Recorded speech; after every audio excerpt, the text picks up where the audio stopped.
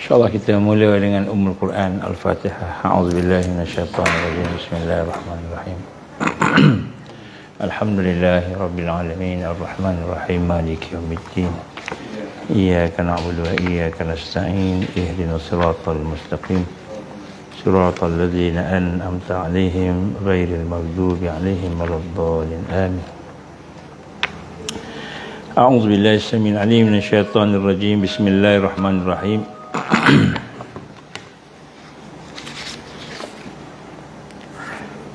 Alhamdulillah wassalatu wassalamu ala Rasulillah.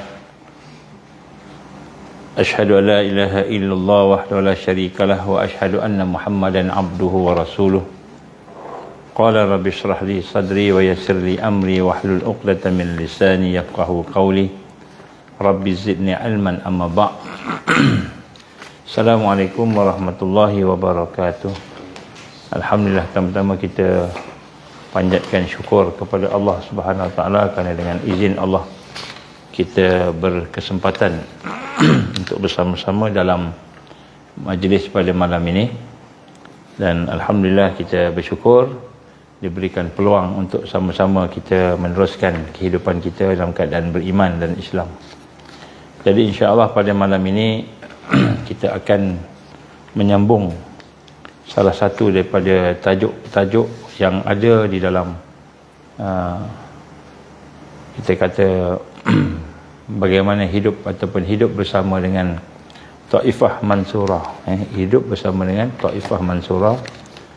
Dan pada kali ini kita akan melihat tentang satu perkara yang penting untuk kita faham, iaitu berkenaan dengan keperluan kita untuk melaksanakan amal secara jama'i, secara bersama-sama.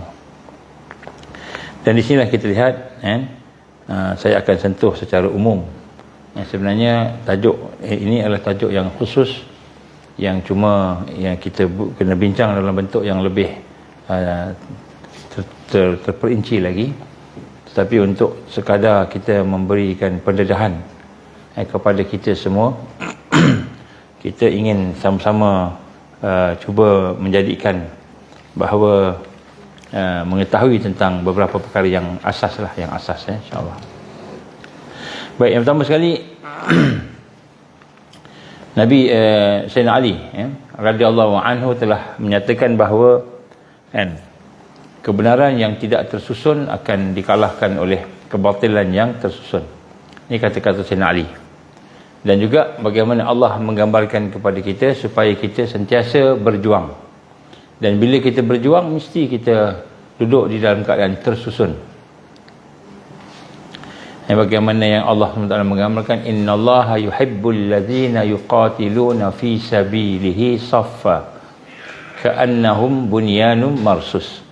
Jadi Allah gambarkan kepada kita bagaimana orang yang berjuang fi sabilihi, orang yang berjuang pada jalan dia, hendaklah dia menjadi seolah-olahnya bangunan yang tersusun rapi. Maknanya kita ni di akhir zaman yang kita gambarkan bahawa kalau kita mahu hidup bersama-sama dengan kemenangan, bersama-sama dengan kekuatan, bersama-sama dengan kejayaan, maka hendaklah kita hidup secara tersusun. Dan tersusun ini bukan hanya sekadar kita kata tersusun dari sudut biasa-biasa gitu, tetapi tersusun rapi. Bunyanun marsus, seperti bangunan yang tersusun rapi, marsus. Dan di sinilah kita lihat bagaimana digambarkan oleh Allah Subhanahu Wa Taala kepada kita supaya kita tidak berpecah, tidak boleh berpecah. Wa'tasimu bihablillahi jami'ah. Allah gambarkan kepada kita, berpegang teguhlah kamu kepada tali Allah. Wala tafarraqu, dan jangan kamu berpecah. Dari sinilah kita lihat apabila Nabi sallallahu alaihi wasallam menghimpunkan para sahabatnya, menghimpunkan mereka yang hidup bersama dengan Al-Quran dan sunnah Nabi tadi, mereka hidup secara jama'i, secara bersama-sama. Dan hidup secara bersama-sama inilah perkara yang menjadi satu asas kepada salah satu daripada asas kemenangan. Jadi sebab itulah hari ini kita dipopularkan dengan istilah pendakwah bebas. Jadi hari ini dakwah dikuasai oleh pendakwah bebas. Saya pernah ditanya dalam satu program, ditanya apa pekerjaan Ustaz, ditanya. Saya kata, saya tak sempat cakap lagi, dia sebut pendakwah bebas kan. Saya kata saya bukan pendakwah bebas. Kan kalau pendakwah bebas ni dia tidak tersusun. Dia kena pendakwah yang tersusun. Begitu. Kenapa? Kerana jahiliyah, orang masuk Islam suka pendakwah bebas. Kenapa dia suka pendakwah bebas? Sebab pendakwah bebas ni dia tak terikat dengan jamaah, dia tak terikat dengan amal jama'i. Dia buat suka dia masing-masing. Kalau yang ini itu yang tu. Jadi dia ikut apa. Kalau dia nak ceramah pun dia ikut apa yang dia nak aje. Jadi sebenarnya yang menjadi satu kekuatan bukanlah pendakwah bebas. Yang jadi kekuatan pendakwah yang tersusun. Maknanya tersusun dakwahnya, tersusun tarbiyahnya, dan tersusun perjuangannya. Dan di sinilah pada hari ini kita ingin sama-sama meneliti beberapa perkara berkenaan dengan perkara tersebut. Dan untuk itu saya tidak akan pergi kepada definisi dan sebagainya. Cuma saya ingin menyatakan bagaimana cara kita hidup sebagai orang yang beramal jama'i. Orang yang beramal jama'i. Jadi maknanya di sekitar hidup kita sebagai orang yang nak duduk di dalam taifah mansurah itu. Ni kita tengoklah. Jadi yang pertama sekali, di dalam amal jama'i ini mesti ada manhaj. Yang pertama sekali mesti ada sistem. Jadi kalau kita tidak ada sistem yang tersusun dalam satu pergerakan itu, dia tak tahu mana peraturannya, tak ada disiplinnya, tak ada main pakat langgar aje. Aku dah ceramah cukup macam itu.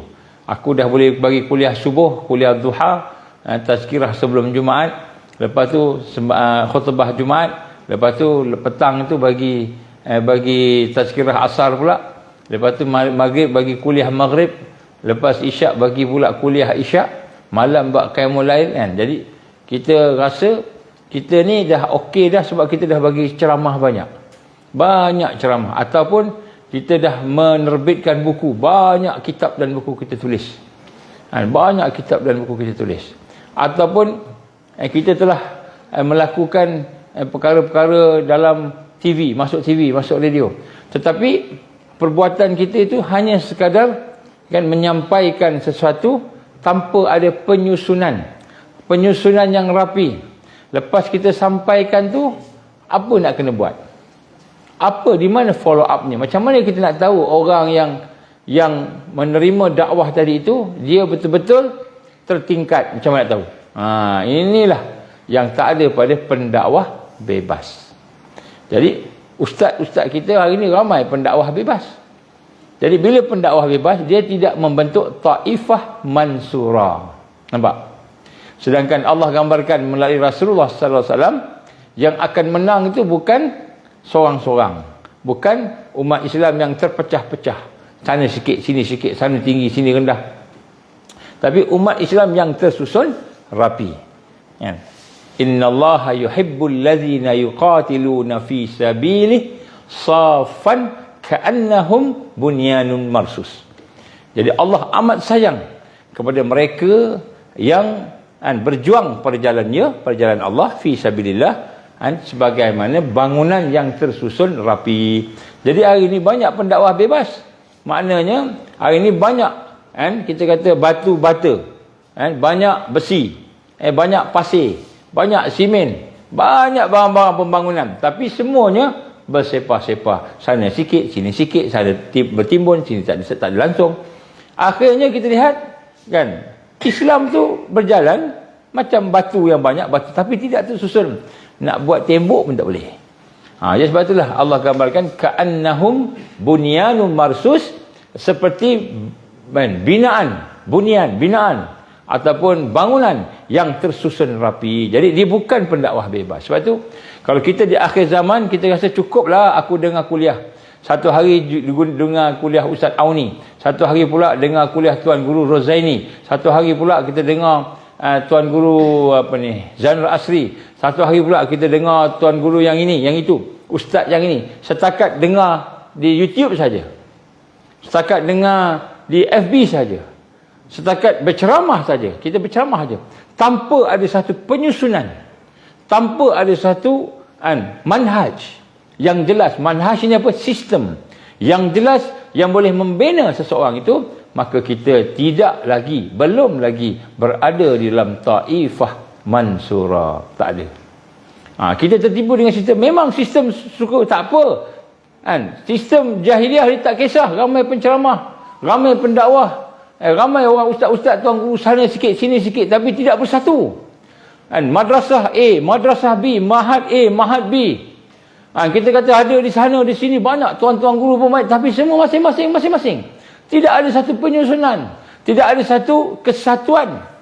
Jadi akhirnya yang ada hanyalah kelemahan. Tak terbina, tidak terbina satu apa kita gambar kata bunyan marsus, bangunan yang tersusun rapi. Jadi ini satu perkara yang amat penting untuk kita faham pada malam ni. Kenapa? Kerana tanpa ada satu penyusunan yang rapi, pembinaan yang rapi, batu-batu yang bersepah-sepah tadi tu, kita ambil dia, kita susun betul-betul, taruh simen, taruh pasir sikit, kita tingkat-tingkatkan, jadi barulah boleh jadi dinding. Kalau tidak tersusun, juta pun pergi, tidak jadi apa-apa. Saya minta maaf, contohlah, hari ni ada pendakwah sejuta umat. Ada pendakwah sejuta umat, gelaran dia. Memang yang dengar tu juta lah, tetapi yang datang tu penuh stadium, semua dengar, balik gelak-gelak, balik dengan semangat, balik tak ada apa-apa. Apa jadi kat dia? Dia semayang ke, dia tak tinggalkan dosa dia ke, ataupun dia semakin meningkat ke, dia semakin menurun ke, tak ada orang ambil kisah. Yang penting ceramah sejuta umat. Kita bukan macam parti politik, dan Nabi SAW tak pernah buat parti politik. Yang mana yang difokus hanyalah sekadar undi. Bukan kita kata parti politik ni nak kena bubar, tak. Bukan. Saya tak cakap itu. Saya kata bukan pembinaan Islam, taifah mansurah, bukan parti politik yang hanya mengutamakan undi sahaja. Tetapi dakwah, tarbiyah dan perjuangan Rasulullah SAW membina umat seorang. Dan umat itu disusun sehingga menjadi satu kekuatan, dipanggil Jil Quran Farid, kata Syekh Qutb rahimahullah. Jil Quran Farid, generasi Al-Quran yang unik, digambarkan macam itu. Jadi sebab tu hari ini taifah mansurah, dia bukan batu bata Islam, orang-orang Islam yang ada sana ada sini. Masa Maulud Nabi semua kumpul aja, masa ceramah semua pakat datang semua, tapi lepas tu tak ada apa. Dia dengar ceramah daripada ustaz mana-mana, dia dengar ceramah daripada ustaz mana-mana sampai menangis-nangis. Seronok, yang ketawa, yang bergurindam, yang menangis, yang nyanyi lagu Hindustan, semua seronok. Tapi habis ceramah, habis macam itu. Dia dengar ustaz ni ceramah, menangis, tersentuh, balik rumah tengok cerita Hindustan, menangis juga. Lagi teresak-esak. Kita tengok cerita. Jadi maknanya Allah SWT tidak hanya mahu kita setakat ceramah, belajar, tetapi Allah memerintahkan kita supaya kita berjuang dengan keadaan yang tersusun rapi. Jadi baru ada kekuatan. Sebab itulah dalam hal ini kita perlu faham bahawa apabila kita menyebut tentang kita kata perlu kepada amal jama'i, yang pertama sekali maknanya satu yang perlu ialah manhaj. Yang pertama kita kena faham, kena ada sistem. Manhaj ni sistem. Sistem macam mana nanti satu hari kita akan cerita insya-Allah. Tapi kita nak sebut sini mukadimah saja. Dan kemudian selepas itu mesti ada pemimpin. Dalam manhaj tu mesti ada pemimpin. Pemimpin ni siapa? Orang yang dirujuk, orang yang menjadi dia punya panduan dia, orang yang menjadi contoh dia, role model. Hari ni ada tak petunjuk? Ada. Ramai orang kagum dengan Ustaz Azhar Idrus. Ramai orang kagum dengan Ustaz Auni. Ramai orang kagum dengan Ustaz Kazim. Ramai orang kagum dengan Tuan Guru Rozaini. Ramai kagum. Dan mereka cuba mencontohi. Mereka cuba mencontohi mereka. Sebahagian lah, tak semua, sebahagian. Jadi kita lihat, mesti ada seseorang yang boleh memimpin. Jadi itu baru mencontohi. Tapi bila Tuan Guru Haji Razani kata, cuba fikir sikit, nak vaksin ke tak nak vaksin? Tak tentu orang tu ikut. Kenapa? Dia belum jadi pemimpin lagi. Kalau Tuan Guru Haji Razani kata, munasabah tak? Saya ingat saya dengar ceramah dia. Munasabah tak? Dia kata, kita nak jauhkan daripada virus, tiba-tiba dia ambil virus masuk dalam badan kita. Munasabah tak? Dia kata. Orang yang pandai, orang yang budak-budak pun boleh faham. Ini perkataan Ustaz Tuan Guru Haji Razani. Alhamdulillah, seorang yang saleh. Jadi bila dia cakap macam itu, ikut tak? Tak ikut juga.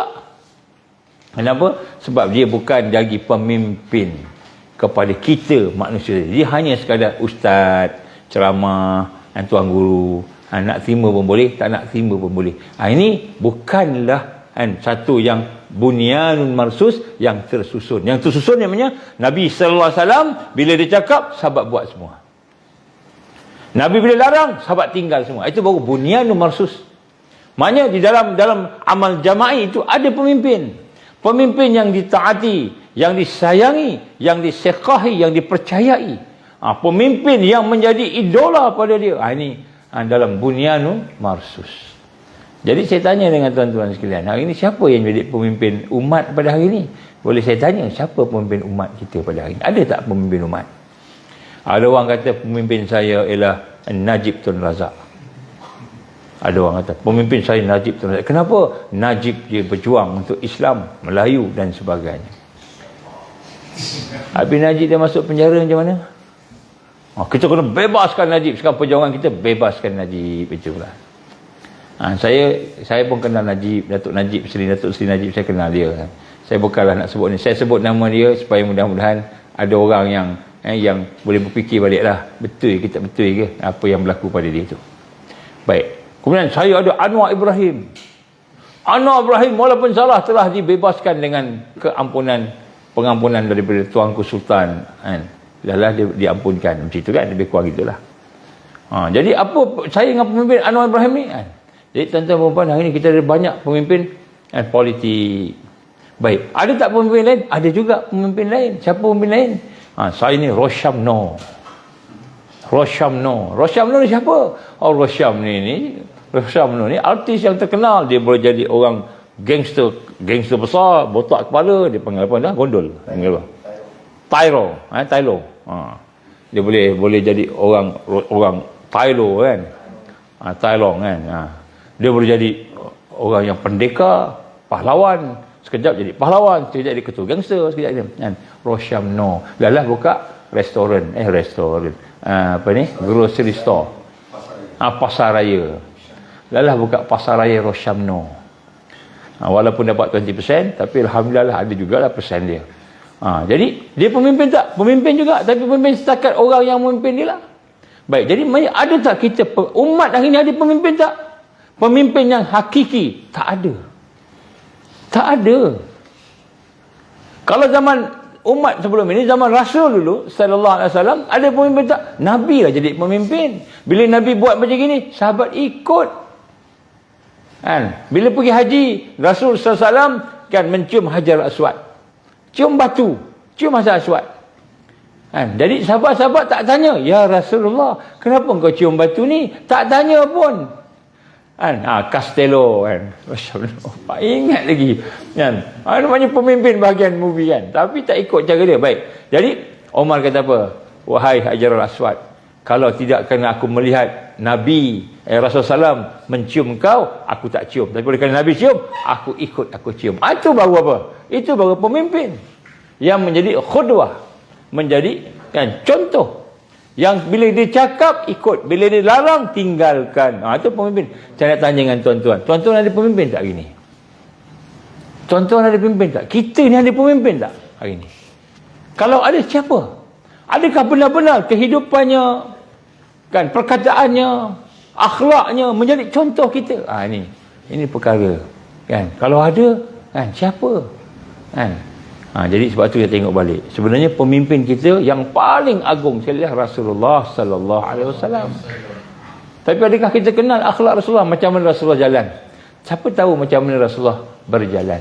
Nak contoh dia. Macam Rabuan Pit. Macam siapa tu yang peti-peti siapa yang menang dunia? Usain Bolt kan. Macam mana Rasulullah berjalan? Tahu tak? Laju je. Macam mana cara? Macam mana? Cuba tunjuk jap. Tak tahu. Macam mana Rasulullah SAW senyum, macam mana Rasulullah SAW berpakaian, macam mana Rasulullah SAW bergaul lah. Jadi kita macam mana macam tu kan. Kita tak tahu, sedangkan Rasulullah SAW yang paling agung. Dia sebut kat sini, sebenarnya kita hari ini tidak ada pemimpin. Macam mana nak beramal jamaah? Tak ada pemimpin yang betul-betul. Kalau orang politik, kalau orang parti PAS contohnya, siapa pemimpin kamu? Pemimpin saya Tuan Guru Haji Abdul Hadi Awang. Tuan Guru Haji Abdul Hadi Awang. Jadi maknanya bila pemimpin tu, bila dia cakap ikut, taat, bila dia larang tinggalkan. Cara dia cakap, cara apa, kita contoh dia, baru pemimpin. Kalau orang UMNO pula yang dah keluar daripada UMNO, masuk kepada Parti Tanah Air, Gabungan Tanah Air, Mahathir Mohamad. Tun Mahathir. Jadi cara dia cakap, cara apa, tiru. Orang PKR pula tiru cara Anwar Ibrahim. Jadi itu pemimpin masing-masing. Tapi siapa pemimpin umat? Tak ada. Bila tak ada, mana kita harus tuju kita? Sedangkan dalam amal jama'i yang digambarkan oleh Allah Taala dalam Quran tadi, bunyanu marsus, mesti ada pemimpin. Ini huraiannya panjang, tapi saya nak cuba bajak kita fikir, bawa kita fikir. Jadi sebab tu di sini kita lihat bagaimana keadaan umat terlalu jauh daripada kemenangan. Kalau kita hari ini sekadar ikut kepala masing-masing, ikut cara masing-masing, maka kita akan habis. Kita akan habis.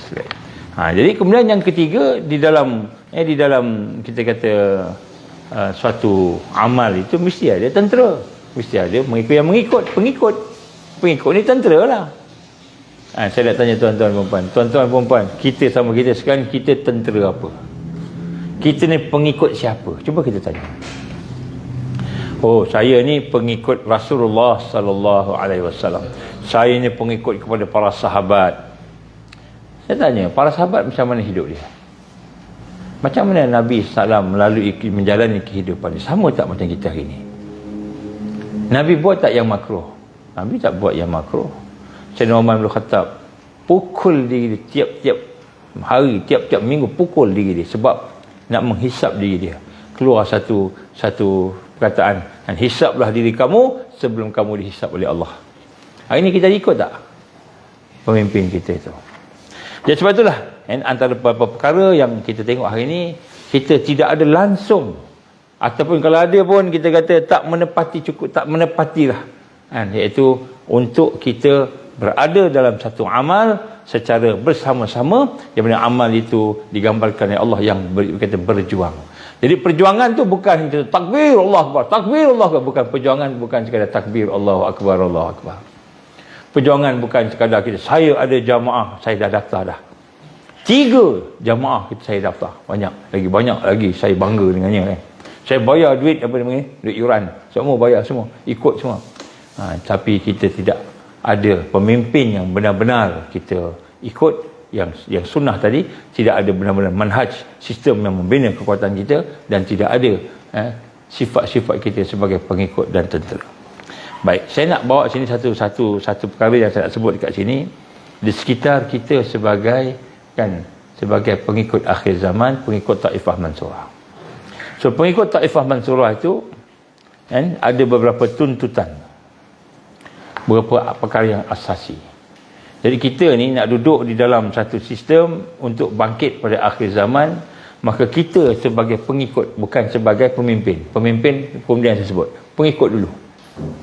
Maka ada beberapa perkara asasi yang perlu kita praktikkan, perlu kita jalankan secara betul-betul. Bukan tak kita habis. Yang pertama sekali, sekiranya kita ini seorang yang ingin menegakkan Islam, kebangkitan Islam, prinsip-prinsip Islam, maka perlu kita memiliki, yang pertama sekali perlu mengetahui apakah dia maksud menganut agama Islam. Nombor 1, kita kena tahu apa erti saya anut Islam. Tak cukup sekadar kita dilahirkan dalam Islam. Kenapa saya ambil Islam? Mesti kita boleh jawab. Masa saya mengajar dulu di UAE, masa saya mengajar dan belajar, sebelum tu dia belajar di luar negara, ada satu peristiwa berlaku. Ada seorang pelajar daripada Malaysia datang turun ke airport di New York di Amerika. Sampai kat situ, ni pelajar best student, antara top student Malaysia, SPM. Turun keluar pergi flight ke Amerika sebelum SPM dikeluarkan keputusan, dia dah pergi flight, dah pergi dah. Top student. Sampai di airport, dia menunggu senior dia nak kutip dia, nak pungut dia, nak ambil dia daripada airport, nak bawa ke universiti, nak bawa ke hostel dan sebagainya. Allah izin senior datang lambat. Maklumlah senior datang lambat. Jadi sebentar dia tunggu tu, tiba-tiba datang seorang padri. Masa itulah padri. Datang seorang, dia kata, hi, how are you? Oh, dia pula orang Melayu yang dah belajar bahasa Inggeris dengan bangganya. Oh, yes, okay, I'm fine, thank you. Dia suka cakap Inggeris, pandai lah cakap Inggeris kan. Where are you from? Dia kata, kamu dari mana kan? Oh, I'm from Malaysia. Lepas tu dia kata pada dia, Malaysia boleh? Oh yes, you know, Malaysia boleh. Yes, dia kata. And then dia pun kata, oh, what's your name? My name is Father sekian-sekian. Nama saya Father sekian-sekian. Padri lah. Oh, my name is sekian-sekian. Kata. Oh, lepas tu cakap. Kemudian tiba dia kata, can I ask you one question? Kata. Kalau saya tanya tuan-tuan soalan ni, tuan-tuan boleh jawab tak? Dia kata, kamu agama Islam kan?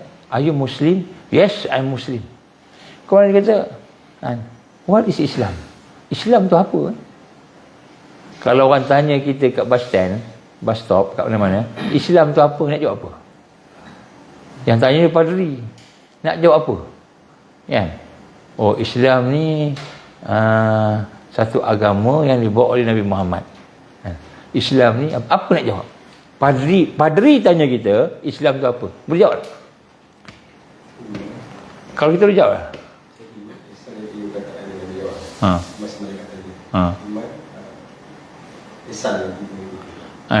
Islam, Islam, iman dan ihsan. 3 tu kan. Soalannya, Islam tu apa? What is Islam? Kan? Kita nak cakap pada orang bukan Islam ni. Kan? Takkan kau tak tahu Islam kot kan? Memang aku tak tahu, aku padri kata. Senyap pelajar tu tak boleh jawab. Tak boleh jawab. Jadi apa padri kata? Padri kata, kalau kau tak tahu Islam, mari aku cerita pasal Kristian. Dia pun cerita-cerita, tapi sebelum sempat cerita apa, kan dia tarik seorang Cina datang, dia pun tarik jalan je. Satu hari saya keluar daripada asrama, bukan asrama lah, rumah tempat saya duduk, nak pergi ke kampus. Keluar dia seorang bekerja dalam sejuk ni. Kita ada apa ni dipanggil snow, sejuk. Salji. Nak cakap snow, salji pun tak kerti lah. Snow, salji kan. Saya keluar tu, saya keluar nak pergi ke kereta, nak naik bawa kereta lah. Masa tu saya belajar buat postdoc. Belajar pergi sana, dia kejar. Sir, dia panggil. Apa benda ni kan. Jadi kawasan tu kawasan universiti, kita tak takut lah, kita tunggulah. Yes. What can I do for you kan? Orang putih, orang mereka. Sir, do you believe that you will go to heaven? Soalan dia. Kalau ada orang tanya kat kita ni, kan, kamu yakin tak kamu masuk syurga? Nak jawab apa? Yakin tak kamu masuk syurga? Oh, saya masuk syurga confirm, gitu kan? Ini sombong pula, kan? Nak jawab macam mana? Yang tanya ni Kristian, bukan orang Islam. Do you believe that you will enter heaven? You will go to heaven? Jadi saya pun terdiam. Kalau kita cakap, saya masuk syurga, confirm saya masuk syurga, reyak pula kan. Saya macam tu. Masa tu nak pergi sembahyang Isyak. Betul? Saya kata, I'm late already. Malas nak jaga. Kau panjang cerita kan. I'm late dengan sejuk tu. I'm late already, sorry, I have to go. Cakap macam tu kan. Bukan tak nak jawab, tapi cakap macam tu. Okay, it's okay. I give you this pamphlet. Dia bagi satu pamphlet. Ini dakwah Kristian ni. Saya pun tengok dekat pamphlet tu, kan, Soalan yang sama. Do you believe that you will go to heaven? Soalan yang sama. Saya pun ambil, masuk kita jalan pergi masjid. Habis sembahyang tu, baru saya tengok tu, saya pun tengok baca. Rupa-rupanya dia kata, kan, you just believe sahaja. Yakin, beriman saja dengan Isa, Jesus, you will go to heaven. Itu janji dia. Tak payah sembahyang, tak payah puasa, tak payah buat apa kan. Jadi nak sebut kat sini, kadang-kadang yang kita ingat, kita dah tahu Islam tu apa, tapi kita tak tahu. Kadang-kadang kita cakap Islam, Islam is a way of life, Islam ni adalah rukun-rukunnya ialah sekian cerita-cerita, tapi kita tak rasa pun Islam tu apa. Jadi sebab itulah tuan-tuan dan puan, sebagai seorang yang ingin duduk dalam taifah mansurah, maka hendaklah dia terlebih dahulu mengetahui apa maksud Islam ni. Dan bukan tahu saja, dia boleh memahami, dia boleh menghayati. Mesti. Kalau jumpa anak-anak ni, dia boleh sebut ke anak-anak, Islam apa dek? Islam apa dek? Dia Muslim ke? Ya, Muslim. Islam apa dek? Islam ni Alhamdulillah, Subhanallah. Adik dia cakap kan? Bukan. Islam ni ialah satu agama yang Allah turunkan. Inna dina indallah al-Islam, yang Allah istirahkan. Jadi kita ambil ayat Quran satu. Tapi bukan kita ambil saja, tapi kita memahami dan merasai. Ini pertama. Jadi sebab tu yang pertama sekali kita kena kenal Islam. Sebab tu kita belajar. Belajar bukan nak gelak-gelak. Ini orang belajar. Kenapa suka ustaz tu? Sebab ustaz tu gelak-gelak. Kan? Macam-macam dia buat gelawak. Sukalah, tak ngantuk. Ustaz ni pula, ustaz ni ngantuk. Kenapa tak pergi madrasah? Kenapa pergi ke sekolah tu? Sekolah tu, okey, moden sekolah ni. Ketinggalan madrasah, bukan intipati yang ada dalam pengajaran tadi. Baik, nombor satu, kita mesti wajib tahu Islam. Paling kurang fardu ain. Kalau saya tanya dengan tuan-tuan, puan-puan sekalian, boleh tak senaraikan dalam hidup kita daripada subuh tadi sampai ni nak tidur saat lagi ni, senaraikan semua perbuatan kita, mata, telinga dan sebagainya. Kemudian bila kita senaraikan semua perbuatan kita, termasuk hati kita ni, tengok ada tak benda haram yang kita buat. Cuba cek, ada tak benda haram yang kita buat, ataupun benda wajib yang kita tinggalkan, ada tak? Itu minima Muslim buat yang wajib, tinggal yang haram. Itu minima. Cuba kita tengok, saya dah buat dah semua yang wajib. Semua yang wajib saya buat semua.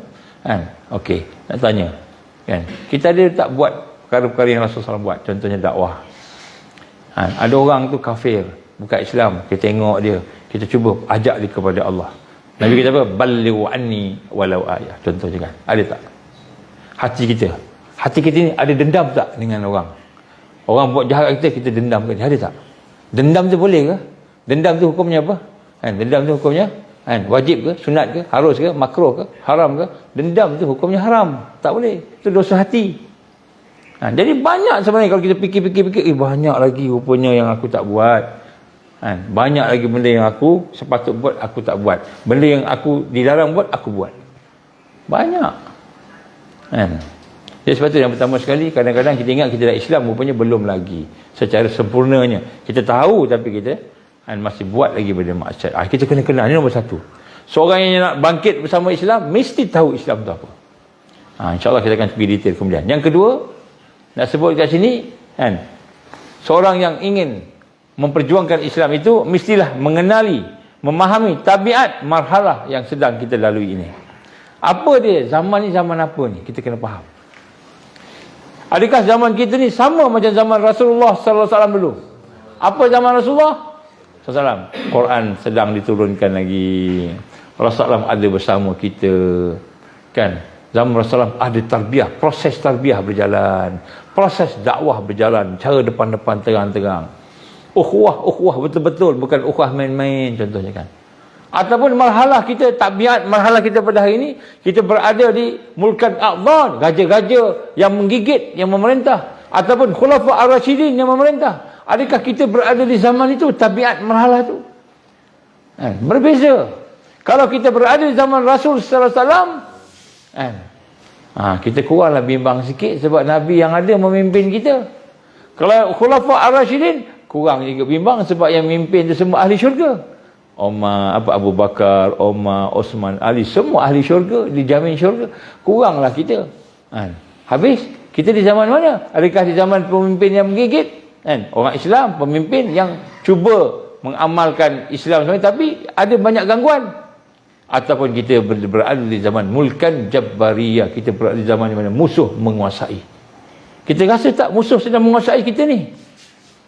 Kita rasa tak riba yang diharamkan oleh Allah, yang diperangi oleh Allah tadi, kita hari ini beramal dengannya, kita seronok dengannya? Kita rasa tak kita sedang diperangi? Iman kita sedang diperangi, pemikiran kita sedang diperangi. Kita rasa tak pemimpin yang ada hari ini bukan ahli syurga? Kita rasa tak? Tapi pemimpin itu yang kita sanjung, pemimpin itu yang kita ikut, sedangkan dia ahli maksiat. Ahli maksiat, pemimpin buat maksiat depan mata kita, tapi kita ikut dia, sanjung dia. Kita sedar tak?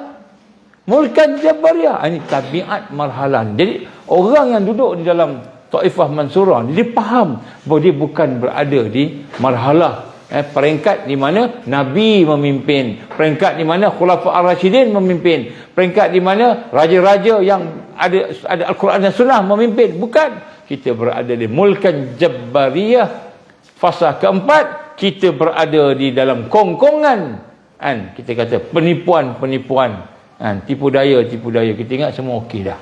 Dan orang yang beriman, orang yang Islam yang berada dalam mulkan jabbariyah, hati dia sentiasa digores, sentiasa luka dengan serangan-serangan yang ada di sekitar ni. Kita tak perasan. Tengok apa namanya, kita punya tengok kita punya telefon ni pun dah macam-macam maksiat ada. Kita perasan tak? Kita perasan tak? Kita lebih hanyut, lebih kuat bersama dengan Telegram, WhatsApp, sekarang ni macam-macam lagi dah sekarang ni kan, daripada Quran. Kita lebih suka seronok dengan TikTok ribu juta tengok TikTok. Kita pun sekali-sekali buat TikTok juga, joget ke apa, sekali-sekali buat jugalah, nak ikut lah kan, konon-kononnya kan. Kita pun buat, tak kira lah yang namanya ustaz ke tak ustaz. Saya tengok ada ustaz joget-joget depan TikTok ni, joget-joget. Ada ustaz jadi orang bodoh, berlakon jadi orang bodoh. Ada ustaz tak, jangan sebut nama kan. Jadi kita tak sebut ni.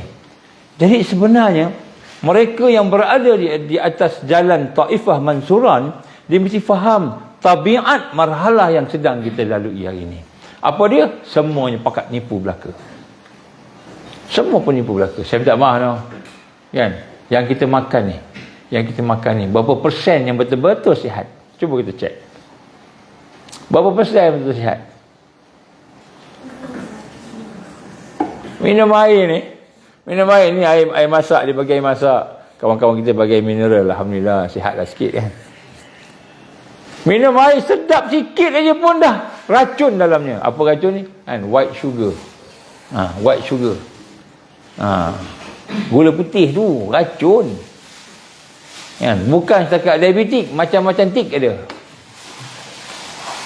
Kena tipu padahal sedap. Nak apa cik? Teh tarik. Kopi tarik, kopi ais, teh ais. Apa dia?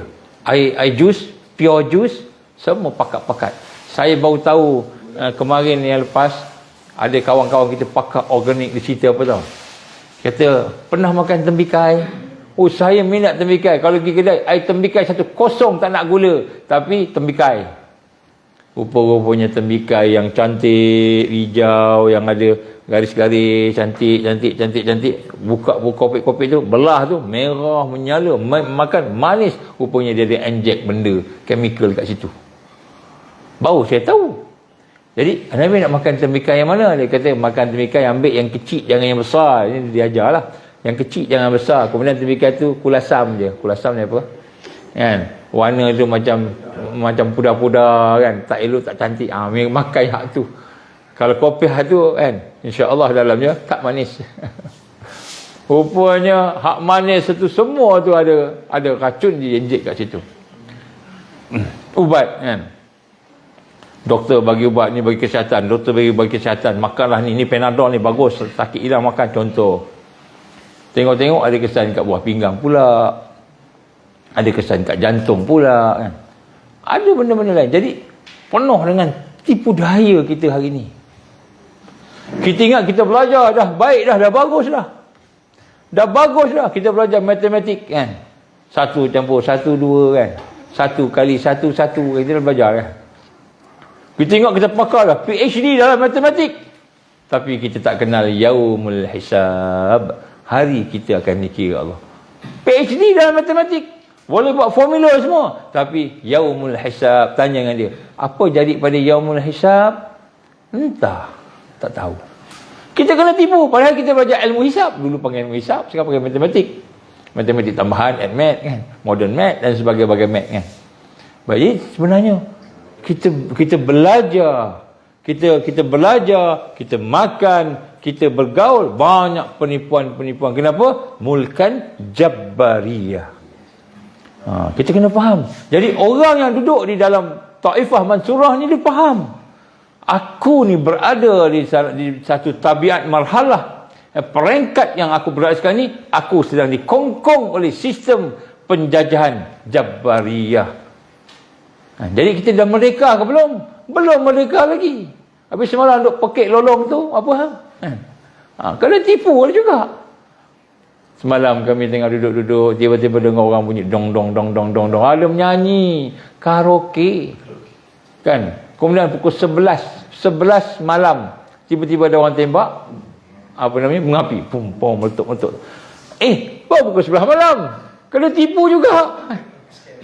Jadi rupanya semua pakat kena tipu belaka. Jadi kita kena faham. Kita kena faham bahawa tabiat marhalah yang kita berada hari ini ialah marhalah di mana musuh Islam menguasai. Sebab tu kan Allah gambarkan dunia ni mata'ul ghurur. Dunia ni adalah merupakan satu perhiasan, satu kesenangan yang menipu.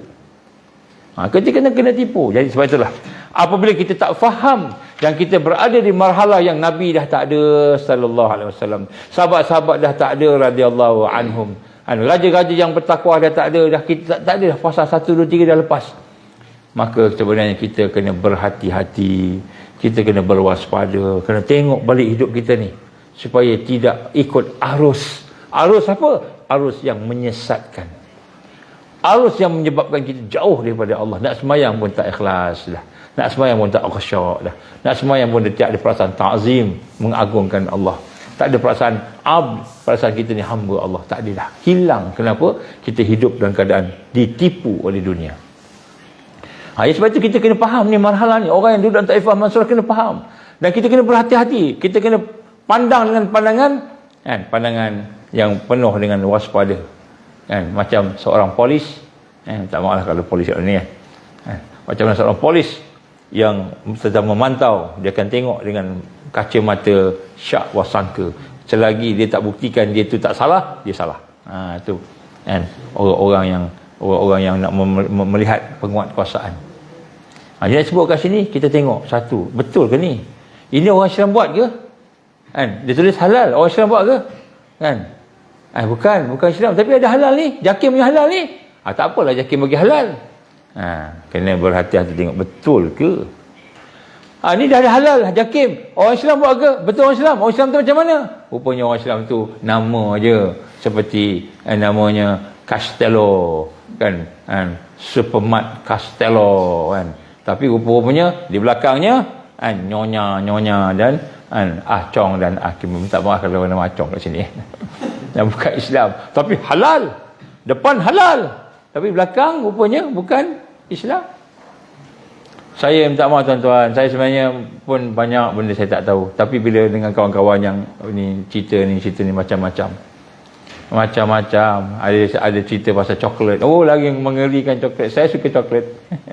Mengerikan. Rupanya coklat ni macam-macam. Kalau kita ambil coklat yang murah yang daripada China, dia kata bagi banyak babi letak kat situ. Allah Akbar. Kita tengok babi nak muntah, tapi coklat kita makan ratah-ratah. Macam itu. Rupanya banyak babi dalam tu. Habis kata ustaz itu tak apa dia dah jadi lain, tak jadi muka babi dah. Kat situ tak ada DNA dia babi lagi, tetap babi. Jadi ini orang sains kena faham lah. Baik, jadi yang pertama, yang kedua ini ialah kita kena faham bahawa kita duduk di marhalah yang menipu, penuh dengan kita penguasaan musuh. Jadi kita kena berhati-hati, bertakwa dan warak. Kalau tak kita akan kita tengok cerita kan, cerita kat mana? Cerita kat dalam TV, kita tengok dalam berita kan. Terutama berita yang arus perdana ni banyak menipu. Dan punya pemimpin pula, pemimpin yang boneka, ahli neraka. Yang memimpin kita ni ahli neraka, confirm ahli neraka. Sebab ada yang murtad pun. Kan? Bila dia tolak hadis, tak murtad ke? Dia tolak hadis. Dulu zaman Nabi tak ada jilid, sebab tu dia ada janggut. Zaman kita ada jilid. Kalau Nabi duduk sekarang, jamin syukur janggut. Macam itu pula. Dia merendah-rendahkan. Ini apa ni air jampi-jampi ni? Kan, apa ni air jampi-jampi ni? Push sana, push ni kan. Air jampi kena tipu je. Jampi dia kata orang tu baca Fatihah. Kan, nak bagi air tu supaya mudah-mudahan Allah izin jadi air rawatan, ruqyah. Tiba-tiba dia kata air tu dah apa-apa, air ludah dia kena tipu je.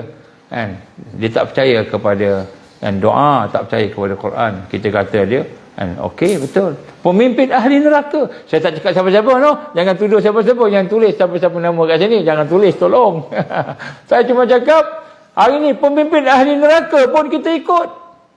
Kenapa? Sebab kita kena tipu. Kita tak perasan. Ada juga pemimpin yang boneka. Nampak macam rupanya orang Melayu. Nampak macam rupanya orang Malaysia. Rupanya di belakangnya ada mamak sikit, India sikit, Cina sikit, Keling sikit.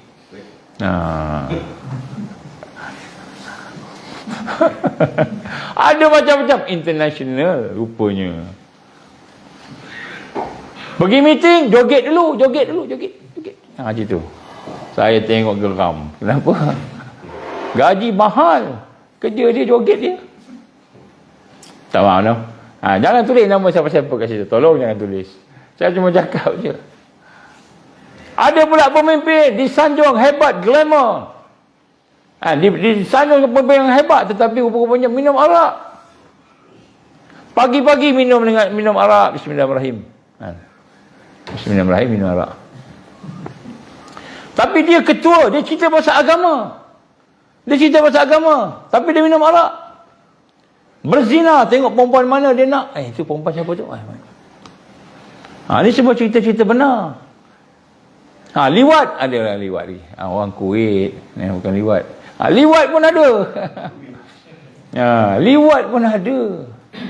Saya tak cakap siapa-siapa, no? Saya cuma cakap pemimpin-pemimpin depan kita. Jadi dia boneka. Rupa-rupanya boneka international. Kita duk ikut dia. Sebab apa? Kita ingat kita zaman Rasul Salam agaknya. Kita kena baik sangka. Walaupun dia buat maksiat depan kita, kita kena baik sangka dengan dia. Buat maksiat depan kita, kita kena baik sangka. Ini pemimpin. Jadi sebab itulah kita kena faham. Ini marhalah mulkad jabariyah. Kena faham. Jadi kalau kita tak faham ini, kita akan ikut arus. Ikut je arus. Habis. Kemudian yang ketiga, seorang yang ingin bersama-sama dengan perjuangan ini, dia hanya akan selamat. Kita ni nak selamat macam mana? Kita hanya akan selamat dengan kita kembali kepada Al-Quran dan Sunnah Nabi. Ini kita kena faham. Tapi kita ingat Al-Quran ni hanya sekadar baca Quran, baca dengan tajwid, dengan taranum. Kita pun pakat-pakat belajar taranum, tajwid semua. Jadi baca Al-Quran ni bukan maksudnya kita baca dengan taranum dan tajwid, walaupun itu juga salah satu yang disuruh oleh Rasulullah SAW. Baca dengan betul dan baik. Tapi hakikat Al-Quran sebagai hidayah, petunjuk, pedoman, panduan. Bukan sebagai bahan bacaan macam kita baca komik. Sama je baca komik dengan baca Quran. Sama je baca novel. Novel tebal-tebal ni boleh baca. Quran, WhatsApp baca, berjam-jam baca. Tapi Quran, ni. Jadi kita kena faham. Ni Taifah Mansurah ni, mereka yang nak menegakkan Islam, kena faham. Nak selamat hanya dengan Al-Quran dan Sunnah. Hanya cara itu sahajalah yang akan membina kekuatan kita. Jadi saya tanya pada diri saya dan diri tuan-tuan perempuan, satu hari berapa kali baca Quran? Satu hari berapa banyak baca Quran? Satu hari berapa banyak ayat yang menyentuh hati kita? Bila baca menangis kita. Ke kita menangis bila tengok cerita Hindustan? Satu hari bila baca rasa lapang, rasa gembira, tenang, rasa seronok membaca Al-Quran kerana Allah cerita tentang syurga, tentang balasannya, redanya. Ataupun satu hari kita lapang, seronok, kita rasa gelak ketawa tengok sepatu Maharaja Lawak kan, dekat TikTok dia. Sekarang ni banyak TikTok dia, Jeb lah sebagainya dia. Kalau Jeb dengar ni, jumpa saya insya-Allah. Saya sebut nama dia sebab saya pun suka dia.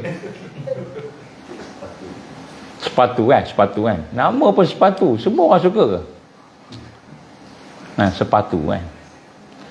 Jadi kita tengok sepatu, kita tengok Maharaja Lawak, suka hati kita. Pernah tak kita baca Quran rasa lapang, rasa tenang, rasa seronok, Allah cerita pasal syurga. Kita sakit-sakit ni, tengah sakit, tengah dalam keadaan susah, macam-macam, tiba-tiba Allah cerita tentang sabar, balasan sabar, syurga, redha dia. Hati kita, oh ya Allah, rupa-rupanya kau nak bagi aku ini, rupa-rupanya seronok kita.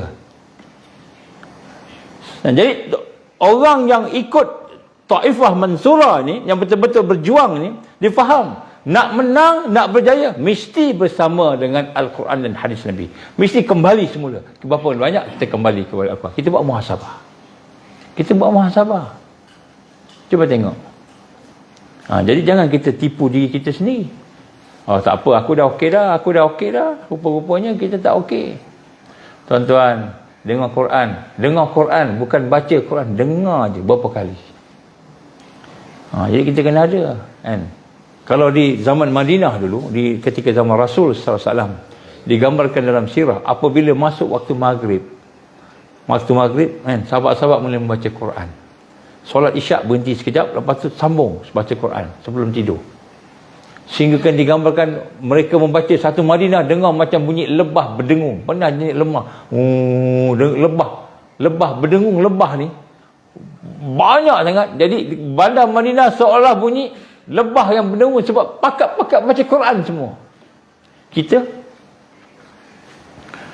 bunyi hon sana, hon sini, bunyi lawak sana, lawak sini, bunyi cerita sana, cerita sini kan. Bunyi macam-macam bunyi, kecuali bunyi Quran.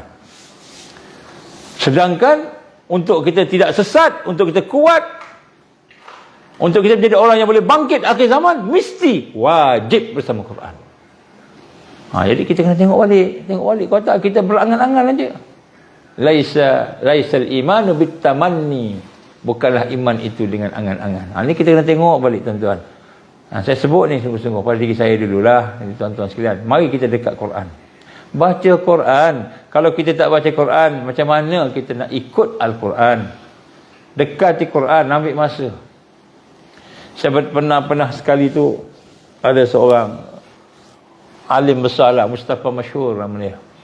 Syekh Mustafa Masyhur rahimallah. Dia ziarah ke benua Amerika. Jadi dia ceramah sana, ceramah sini, pergerakan itu sehingga tak sempat dia baca Quran. Satu hari minima dia baca 3 juz satu hari. Jadi bila dia masuk dalam kereta tu, drivernya kawan-kawan kita jugalah, masuk dalam kereta tu nak berjalan menuju kepada satu tempat lah, ceramah tempat lain pula. Dia kata, "Akhi, boleh tolong tak?" Apa dia, tolong jangan tanya soalan apa-apa kat saya. Jangan buat apa-apa, saya nak baca Quran. Saya nak habiskan. Sebab saya tak habis lagi hari ni, 1 juz pun saya tak habis lagi. Sebab sibuk dengan soalan, orang tanya soalan banyak. Tak sempat nak habis. InsyaAllah dia pun baca. Bismillahirrahmanirrahim. Baca sampai 1 juz, 2 juz, 3 juz habis. Perjalanan dari satu tempat ke satu tempat. Dia baca. Dia pastikan dia habis juga 3 juz. Minima dia 3 juz. Main 10 hari khatam. 10 hari khatam. Minima. Jadi kita macam mana hari ni? Kita tak baca Quran sehari, 2 hari, sebulan, 2 bulan, tak kisah. Kan? Masuk Ramadan baru nak berkalut-kalut. Mana Quran nak buat tadarus Quran. Itu pun tadarus kan, tuang-tuang juga. Kenapa? Suruh orang lain baca panjang sikit. Biar saya dengar sama macam baca kita. Awak baca sedap, awak baca panjang sikit. Saya baca sikit je. Kenapa? Bila baca tu, awak baca macam saya kan, baca juga saya dengar, kata Nabi, pahala sama gitu. Tuang juga. Tuan-tuan rahmat Allah, jauh kita daripada kebangkitan dan kekuatan. Kita kena hidup bersama Quran. Hidup bersama dengan sunnah. Jadi contoh ni bagian baca, belum bagian amal lagi. InsyaAllah. Yang keempat, tuan-tuan, nak sebut kat sini, kan, antara sifat-sifat tentera-tentera pejuang-pejuang yang akan bangkit di akhir zaman bersama dengan Taifah Mansurah, bersama-sama dengan Al-Mahdiyin, mereka yang mendapat hidayah Allah, ialah mesti yakin dan percaya untuk bahawa amal itu adalah satu yang wajib. Beramal satu yang wajib. Jadi bukan baca Quran je, beramal, kena beramal. Beramal itu satu yang wajib. Apa amalan yang penting? Membangkitkan iman, nombor satu. Kita membangkitkan iman. Iman nak kena hidup semula, wajib. Macam mana nak hidupkan iman? Kita kena belajar macam mana nak kenal Allah. Tengok sesuatu, jangan nampak orang, nampak benda, nampak sifat Allah. Dekat situ ada perbuatan Allah, dekat situ ada nama-nama yang Allah yang maha hebat. Kita nampak perkara-perkara yang sepatutnya kita nampak, iaitu iman. Jadi orang yang betul-betul nak bangkit, dia yakin bahawa untuk dia menang, untuk bersama dengan orang Al-Mahdiyin tadi, maka mereka mesti merasakan bahawa sesuatu yang wajib untuk beramal. Wajib beramal. Apa yang wajib beramal? Apa yang kita tahu? Semua kita amal. Apa yang kita tahu? Ini penting. Wal 'asr innal insana lafi khusr illa allazina amanu, beriman, wa 'amilus solihat, yang juga beramal. Jadi nak kena tengok. Dan amal apa yang kita kena buat ni? Kita buat amal apa? Amal membangunkan Islam, membangunkan kekuatan Islam semula. Itu amal yang sebenar. Jadi kita sembahyang nak membina kekuatan supaya kita boleh berjuang membangkitkan Islam. Puasa supaya kita beri kekuatan, supaya kita boleh membangunkan Islam. Baca Quran supaya boleh kekuatan membangunkan Islam. Jadi semua yang kita lakukan untuk membangunkan Islam. Itulah pemikiran dan perasaan dan pegangan orang yang nak bangkit di akhir zaman. Baru kita duduk dalam Taifah Mansurah. Maknanya aku bekerja, aku bermain, aku berkawan, aku berkahwin, aku beramal, apa sahaja, semua dalam rangka membina kekuatan, membangunkan, membangkitkan Islam. Itu barulah Taifah Mansurah. Ini baru Allah bagi kemenangan.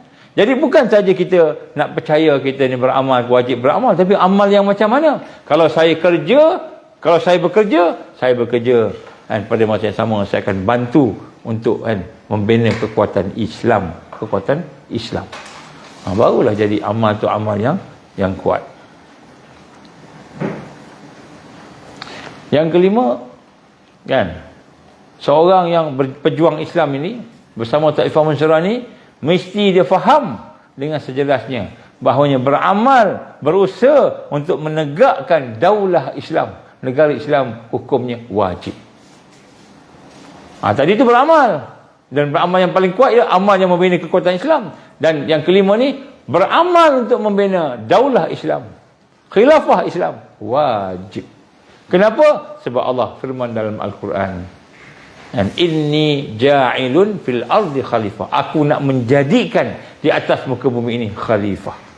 Jadi hukum untuk kita menegakkan kita kata negara Islam wajib, bukan sunat. Macam mana cara nak gerak tu, semua tu adalah pelbagai pandangan, tapi hukum menegakkan negara Islam ni, hukum dia wajib. Jadi macam kalau negara kita nak tegakkan Islam lah, apa yang boleh, yang mampu, buatlah semampu kita, tapi tegakkan Islam. Ini hukum dia. Yang keenam, kita wajib mengetahui kalau kita ni nak berjuang, bahawa nak membangunkan negara Islam itu tidak mungkin kita buat cara seorang-seorang. Nak bangunkan negara Islam, nak bangunkan sistem Islam, nak bangkit bersama Islam ni, tak boleh seorang-seorang, tak mungkin. Tak mungkin.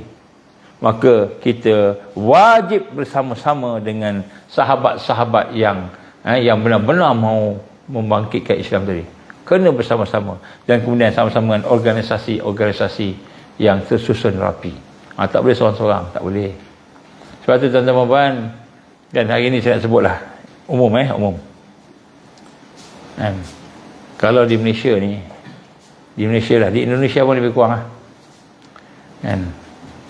dipanggil apa, deep state.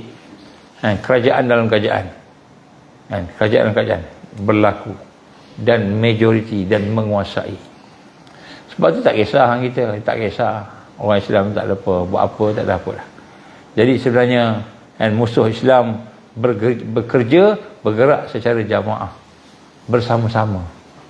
Kita ingat namanya Freemason, tak sama dengan Illuminati, tak sama dengan Global Elite Leader, tak sama dengan yang lain. Kita ingat tak sama, semua tu ada kaitan dia.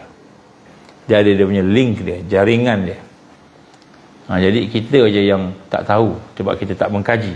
Jadi sebab tu kita kalau kita nak bersama-sama menegakkan Islam, maka kita tak boleh buat seorang-seorang. Sebab tu tuan-tuan dan puan, kita kena carilah sahabat-sahabat, orang yang soleh-soleh ni, kita bentuklah ukhuwah, kemudian kita bentuklah kerjasama sama-sama. Buat sama-sama. Jadi buat sama-sama ni wajib. Macam mana kaedah syarak, ma la yatimul wajib illa bihi fahuwa wajib. Sesuatu yang wajib itu tidak akan terlaksana dengan perkara tersebut, maka perkara itu menjadi wajib.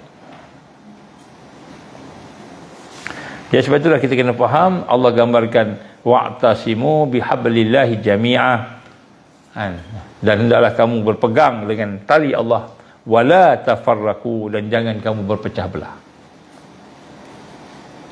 Dalam ayat yang lain Allah menggambarkan wala tanaza'u fatafshalu wa tazhaba rihukum, dan jangan kamu berbantah-bantah, jangan kamu bergaduh-gaduh menyebabkan kamu gentar dan lemah. Jadi tuan-tuan, maknanya pada hari ini saya ada yang tengok ni lebih kurang 360 lebih. Sekarang ni lebih kurang 360 lebih, 350 sekarang ni. Saya menyuruh pada semua, ini tak termasuk yang lepas-lepas ni ke, marilah sama-sama kita membina kekuatan ukhuwah dan kekuatan satu gerak kerja yang tersusun. Tak kiralah kita dengan siapa, buat sama-sama. Kemudian kita pakat-pakat bersatu. Bukan bersatu atas dasar nak menang politik, bukan bersatu atas dasar nak menang ekonomi, bukan bersatu atas dasar nak menang dunia, tapi bersatu atas dasar nak tegakkan Islam. Barulah kita bersama Taifah Mansurah. Nak tegakkan Islam, benar-benar Islam ni. Bukan hanya sekadar suatu yang biasa-biasa nak tegakkan supaya kita boleh ada duit, supaya kita boleh makan. Bukan sekadar keperluan-keperluan, tapi menegakkan Islam. Inilah merupakan satu perasaan, satu pegangan, pemikiran orang yang nak bersama dengan Al-Mahdiyin. InsyaAllah. Jadi sebab itu tuan-tuan, saya nak sebut pada malam ini, ini adalah antara perkara yang penting untuk kita rasai. Sebab itulah kita berdoalah supaya kita boleh kita boleh berjumpa dengan orang yang salihah, dan kemudian kita boleh bekerjasama dengan dia. InsyaAllah. Bagi kami pula yang kerdil-kerdil ni, insya-Allah kita daripada satu kelompok yang kita sebut sebagai Angkatan Sukarelawan Rakyat, singkatannya Ansar. Kita mengajaklah tuan-tuan sekalian, marilah sama-sama kita membina ukhuwah, jaringan, dan kita membina kekuatan sama-sama. Mudah-mudahan kita termasuk dalam kategori mereka yang Allah redha di akhir zaman, mereka yang Allah SWT iktiraf perjuangannya itu, insya-Allah. Ini perkara yang insya-Allah mudah-mudahan Allah ampunkan dosa kita, kelemahan kita, keaiban kita, insya-Allah. Mudah-mudahan Allah berikan kepada kita kekuatan. Jadi insya-Allah saya minta maaf lah, Kokok cakap tadi terkasar bahasa ke, tertinggi ke, terkurang ke, saya minta maaf. Mudah-mudahan ada kebaikan lah daripada kelemahan-kelemahan yang ada. InsyaAllah kita akan cuba sambung pada masa depan. Sebenarnya tuan-tuan, kalau nak cerita berkenaan dengan pakatan jahat lah apa ni, banyak sangat. Ringkasnya, kita dah dekat sangat dengan kedatangan Al-Masih Dajjal, dekat sangat lah. Bila? Saya pun tak tahu bila, tapi dekat sangat. Tanda-tandanya dah ada. Semua hadis-hadis yang besar, yang sahih tentang kedatangan Dajjal, insya-Allah telah terlaksana. Hadis-hadis Nabi itu. Jadi Dajjal nak keluar. Dajjal keluar ketika kita terlalu lemah. Kita lemah. Tapi siapa yang Dajjal tak boleh kalahkan? Siapa Dajjal tak boleh kalahkan? Dajjal tak boleh kalahkan orang beriman yang berjamaah, yang ikhlas, termasuk dalam kelompok taifah mansurah, taifah najiyah. Dia tak boleh kalah tu. Jadi kita kalah bila kita seorang-seorang, kita menang bila kita berjamaah. Sebab ni Allah janji, la tazalu taifah, akan sentiasa ada taifah min ummati, daripada kalangan umat aku, zahirina alal haq, yang akan menang, sentiasa menang. Mereka yang hidup bersama dengan proses manhaj yang betul, tarbiyah sebagainya, dan mereka yang hidup berjamaah. Jadi sebab tu kita hari ni nak kena rasa keperluan kita untuk baik sangka, kita buanglah dengki-dengki, kita buanglah perasaan-perasaan negatif. Walaupun kawan-kawan, sahabat-sahabat kita mungkin ada salah, kita buanglah. Dan kita jadikan persatuan, penyatuan, wahdatul ummah itu sebagai salah satu perkara yang kita tumpu di kalangan sesama kita ni. Supaya mudah-mudahan kita akan tolong-menolong, insya-Allah. Jadi daripada pihak mereka yang ada organisasi ni, kita buka, lapangkan. Jangan fikir kita je baik, kita je hebat. Kita wujud dengan jamaah, kita wujud dengan diri kita. Dia akan membawa satu kerosakan, insya-Allah. Jadi insya-Allah tuan-tuan doalah, insya-Allah kita akan sama-sama bertemu dengan pimpinan-pimpinan yang ada di dunia ni. Dan kita akan bersama dengan ulama-ulama yang soleh. Ulama pun ada banyak jenis. Yang soleh ni insya-Allah kita akan bersatu. Bukan parti bersatu, kita akan bersatu. Sebab takut salah faham. Jadi ada orang kata kempen ini mesti orang parti ni pula, jangan, bukan jadi kita kena bersama-sama, wahdatul ummah, kita kena menjadikan ummah yang bersama-sama, melakukan penyatuan ummah, insya-Allah. Aku liqali hadza astaghfirullahalazim li wa lakum, insya-Allah. Ada soalan apa? Ada tambahan apa? Kita ada sahabat-sahabat kita daripada Ansar ni, pemuda-pemuda ni kat depan ni ramai juga, ramailah, seorang wakil 1000, ramai Ada apa-apa nak tambah? Ada soalan? Dah ada ni? Kalau tak, saya cakap seorang-seorang je. Orang cakap seorang-seorang sejam, 2 jam, 3 jam, sama apa? Orang gila kan? Jadi ada orang ni, alhamdulillah, pokok ada apa? Ada nak tambah apa-apa? Ada tambah tak? Kita ada ustaz-ustaz kan ni? Macam bismillah.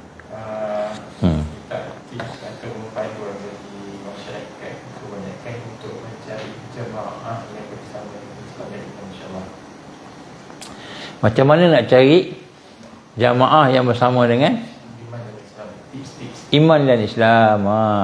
Nombor 1, kalau jamaah tu tidak disukai oleh musuh Islam, insya-Allah jamaah tu bagus. Nombor 1 kan. Senang maknanya orang musuh Islam tak suka. Itu nombor 1. Jadi itu ciri yang senang sekali. Siapa musuh Islam tak suka? Namanya, contohnya kan, Brigade Al-Qassam, Palestin. Israel kalau boleh bunuh, dia bunuh. Kalau boleh hentam, dia hentam. Brigade Al-Qassam, Israel. Itu antara jamaah Taifah Mansurah. Itu memang confirm lah. Sebab Allah kata, walan tarda ankal yahud walan nasara kan. Ayat-ayat tentang Yahudi Nasara ni. Tengok-tengok, Brigade Al-Qassam memang kena hentam oleh Israel. Itu confirm lah tu, insya-Allah. Sebab musuh tak suka. Itu contoh. Habis sekarang ni saya ni saya parti A, parti B ni Zionis tak suka saya, macam mana? Itu parti lain, bukan perjuangan. Tak faham lah. Ada orang marah hadis lagi, tapi tak apa. Yang kedua, dia mengamalkan, dia menjadikan Al-Quran dan hadis. Tengoklah, dia Al-Quran dan hadis diikut tak? Ada orang berjamaah, tak faham lah, belajar berjamaah sampai peringkat mengetahui tauhid, belajar tauhid sebagainya, zikir sebagainya, tapi akhirnya dia kata aku guru dia tadi dah dekat sangat dengan Tuhan sampai tak payah sembahyang. Dia kata guru dia dah jadi apa dia panggil, dah jadi kekasih Allah. So dah jadi kekasih Allah, tak sembahyang pun tak apa, macam tu. Dia bayangkan Allah ni korup macam dia. Dia bayangkan Allah korup macam dia. Ingat Allah macam dia ke? Tak kan. Jadi bila Allah dah bagi syariat ni wajib, Allah dah wajibkan. Allah ni bukan macam kita lah. Allah ni SWT yang maha hebat, maha agung, maha sempurna. Jadi kalau ada guru-guru yang tak semayang, Guru yang tak mau semayang, itu sesat tu, ajaran sesat, confirm. Kita belajar zikir macam mana pun, boleh terbang, boleh hilang, boleh apa, macam-macam boleh buat, tapi tak semayang. Sesat. Hebat macam mana pun, sihir. Contohnya kan, dibaca Qul Huwallahu Ahad dan kebal, kan? Tapi semayang tak jaga, sihir. Sihir. Kalau katakan dia kata apa namanya, silat sebagainya kan, kuat sebagainya kan, Allah semua. Tapi semayang, tengok cikgu semayang pun tak. Guru silat tak semayang, tinggalkan dia. Tinggalkan dia. Kalau dia ada magic ni, karamat lah dia kata, bukan karamat. Itu semua sihir. Jadi tengok, kalau ada amalan yang bertentangan syariat, itu sesat. Tengok dia. Apa contoh sesat? Kan? Allah perintahkan jauhi Yahudi, jauhi Nasara, tiba-tiba dia rapat dengan Yahudi dan Nasara. Sesat lah tu. Bertentangan. Allah perintah jangan ambil awliya, pemimpin kamu daripada kalangan Yahudi dan Nasara, tiba-tiba dia pemimpinnya Yahudi dan Nasara. Sesat lah tu. Contoh jadi kita kena tengok macam mana nak tahu jamaah tu, dia mesti ikut Quran dan Sunnah, mesti ikut syariat Allah. Tak boleh lari.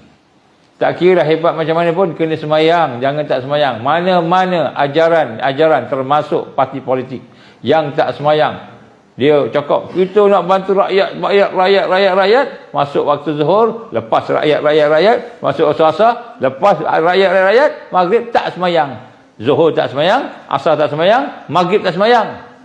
Maka sesat, walaupun nama parti itu parti yang nampak macam parti agama. Saya tak sebut macam mana parti parti nampak parti agama. Parti bangsa, parti agama, parti tak kira parti apa, tak semayang. Tengok pemimpinnya semayang tak? Cuba tengok. Kalau tak semayang, sesat. Kenapa dia tinggalkan semayang? Ni orang jangan cakap ni. Kan? Ni musyarat sampai zuhur habis, kan? Maghrib sampai maghrib baru berhenti. Itu pun sebab nak makan malam, dah lapar. Makan malam tak semayang maghrib, kan? Kalau ada pemimpin itu, tengok pemimpin ni sesat. Pemimpin tu maknanya bukan kata dia ajaran sesat, dia hidup dalam kesesatan. Jangan ikut. Kalau boleh tegur, kalau tak boleh tegur, senyum je kat dia. Assalamualaikum pengurusi, kenapa? Saya nak pergi semayang asar sekejap. Tak maaf no. Meeting tak berhenti-berhenti saya nampak. Cakap macam tu je. Sebab saya pernah kena. Tapi kita malu Allah. Masa tu kita tak kuat lah kan. Kita keluar. Ada seorang kawan saya ni, dia orang apa? Orang businessman. Dia kata ramai orang bisnes tak semayang. Sampai dia nak semayang, sembunyi-sembunyi, pergi pelan-pelan, kalau macam nak pergi buang air kecil, macam nak pergi kencing, pergi ambil semayang, duduk dalam bilik, tutup pelan-pelan, semayang. Allah Akbar, Allah Akbar, Allah Akbar. Cukup syarat je. Dia cerita nak semayang tu malu, Yang kawan-kawan dia ni bukanlah orang Amerika, orang Rusia yang bukan Islam. Tak, orang Islam kita, orang Melayu kita tak semayang. Ini nak sebut di sini, sesat walaupun dia bisnes. Nampak macam bisnes Islam kan. Buy Muslim first. Cerita kan. BMF. Tapi semayang tak. Demonstrasi Palestin, hidup Palestin, hancur Yahudi. Semayang tak. Sesat. Jadi nak tengok mana satu orang yang sesat ni, tengok semayang tak semayang. Itu paling minimal lah. Kalau dia tak semayang sebab dia jamak tu lain lah. Tak semayang zuhur, semayang ke asar, lain lah. Ni bukan jamak takdim ke tak, jamak takyah kan. Langsung tak semayang. Jadi senang ni tengok tu. Kalau dia tak semayang, kalau dia pemimpin, bangun malam pun tak. Maknanya dia fasik. Kenapa dia fasik? Kerana dia tidak betul-betul beriman kepada Allah. Kalau orang beriman, dia akan bangun malam, menangis, minta kepada Allah. Kenapa? Kerana banyak masalah rakyat, banyak masalah yang tak mampu nak buat. Ya Allah tolong aku, ya Allah tolong aku. Apa maksud fasik? Pemimpin yang berada dalam keadaan berdosa. Pemimpin yang berada dalam keadaan berdosa. Apalagi kalau dia mengkhianati rakyat, menyusahkan rakyat. Kita susahkan dia, contohnya. Jeng kan. Lagilah kalau susahkan rakyat kita, mengkhianati rakyat tak bau syurga pun Allah tak bagi. Sedangkan bau syurga tu 500 tahun pun dah bau dah, syurga punya harum tu. Tapi Allah tak bagi bau syurga pun. Ini pemimpin yang khianat. Apa maksud pemimpin yang khianat? Dia jadi pemimpin, dia tak melaksanakan amanah dan tanggungjawabnya. Dia jadi Dewan Undangan Negeri contohnya. Apa yang berlaku kat sana tak pernah turun pun jumpa rakyat. Rakyat ada yang tak makan, rakyat ada yang miskin, rakyat ada yang sedang susah, dia tak tahu je. Masa nak pilihan raya baru turun. Ini pemimpin-pemimpin yang khianat amanah dia. So pemimpin ini kita nampak lah kan. Jadi langgar syariat tu dia. Jadi kita tengoklah kan. Jadi banyaklah ciri-ciri orang munafik ni kan, banyak. Orang munafik sih banyak. Jadi mudah-mudahan kita dijauhkan Allah kan, insya-Allah. Jadi kita tengok macam itulah lebih kurang. Wallahu alam. Kita tak nampak sangat sekarang sebab kita ditipu, suasana menipu. Wallahu alam. Astaghfirullahalazim. Ada apa-apa lagi? Ada apa-apa orang Melaka? Tambah-tambah sikit pun tak apa. Tambah poin ke kan? Ada. Ustaz Auni sebut Freemason tu tahun 19 saya ingat tahun itu saya rasmi, tapi dia punya asal dia punya perancangan tu dah daripada zaman Nabi apa saya lupa. Maknanya kita lama dia punya perancangan Nabi Musa. Dan dia bawa hari ini, tapi peringatan masih orang tidak dapat melihat benda sebenarnya perancangan Freemason macam mana dengan dia. Jadi apa yang berlaku hari ini pun orang masih menafikan benda itu berkait dengan konspirasi macam-macam. Dan tingkat orang agama yang terlibat pun dia pasti tidak mampu mengaitkan benda dengan apa yang berlaku kita sebab rancangan jahat. Dan dia sampai mengutuk orang yang bercakap memesan pesanan kepada dunia. Jadi masyarakat di luar, awam lagi akan rasa terkeliru. Orang agama ni orang ilmu dan dia bercakap begini mesti berdasarkan ilmu dia. Begitu kalau itu. Allah. Jadi masalah ilmu kita hari ni, ilmu yang ada di dalam sistem hari ni, dia tidak ada barakah dan tak ada rahmat. Kalau kita ikut aja memang tak ada barakah, tak kritikal lah. Jadi itulah masalahnya. Kemudian orang yang memang tak ada kritikal ni lah yang selalunya, tak semua yang selalunya ada jawatan. Dia main ikut ya gitu kan. Jadi orang yang tak kritikal ni tak berfikir tentang musuh. Freemason ke Illuminati ni semua konspirasi lah, semua konspirasi. Ini semua orang jenis pakatan jahat lah ni semua. Macam itu. Jadi dia tak fikir secara kritikal. Memang macam itulah. Nak buat macam mana ya? Penjenayah yang paling besar di bawah langit di akhir zaman dia adalah ulama-ulama yang menipu, yang mencintai dunia. Itu penjenayah. Sebab dia bukan dia seorang aja sesat, dia bawa orang lain juga sesat. Itu yang dia berganda-ganda, ulama-ulama ataupun pemimpin-pemimpin lah. Dia tahu, dia buat juga.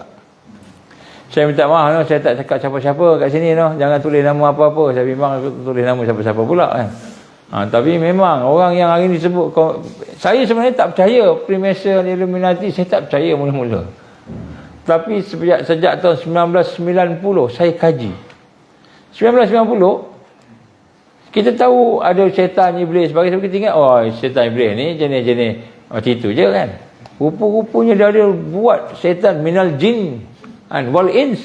Minal jin wal ins. Allah dah sebut dalam Quran. Kita ingat syaitan ni jin je. Ramai juga jin hari ni, tapi sebut manusia pun syaitan juga. Nama pun kadang-kadang dia dah sebut dalam TV kan. Ali syaitan, macam tu kan. Kalau zaman Firaun dulu, setan macam tu kan dia kata kan. Engkau setan dia kata macam tu kan. Zaman Firaun lah kan. Haji Bakhil cakap macam tu kan. Jadi perkataan setan ni dah biasa orang dengar. Tapi orang tak perasan rupanya setan ni yang menyesatkan. Dah ada dah. Sekarang ni. Jadi sebab tu nak sebut kan, susah jugalah nak kata orang tak percaya Freemason ni. Buta sangat hati dia tak nampak. Buta sangatlah. Maknanya dia tak nak keluar daripada kepompong tu. Dia kata kita dalam kepompong. Kan? Cuba ceklah hari ni konspirasi ni bukan lagi berita dan teori tetapi fakta, realiti. Itulah nampak tu betul. Jadi tuan-tuan dan puan, kenapa banyak konspirasi sekarang ni? Kenapa banyak Freemason dan Illuminati sekarang ni? Dia bukan Illuminati, Freemason, Illuminati. Ada macam-macam lagi kita sebut satu ni. Tapi nak sebut kenapa? Kerana mulkan Jabariyah. Kita berada dalam pemerintahan kufur yang menguasai. Sebab tu kita nampak macam kita kan. Jadi orang Islam tak fikir. Sedih lah. Kan? Sebab tu hari ni kita nak kena sama-sama minta ke Allah lah supaya sihir ni tak kena kat kita. Ni sihir ni tak kena kat kita. Kita ingat macam-macam. Dia cerdik cakap gini kan, cakap dengan hujah Quran, hadis semua, dengan pakaian, dengan jubah, dengan apa, tengok dia sokong. Mana ada Freemason, dia kata sudah. Mana ada Illuminati, dia kaji tak? Dia tak kaji. Cuba dikaji.